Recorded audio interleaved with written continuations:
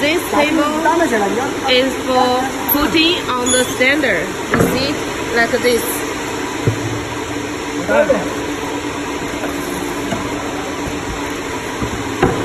When you firstly receive the machine, the head is on the ground, and then you put the table on the standard like this, and then put the head on the machine. You see, now it's ready. In order to make it more stable, we use 4 holes to assemble this table on the standard. 1, 2, 3, and 4.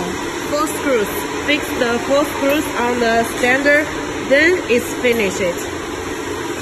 This is the assembly of the first table.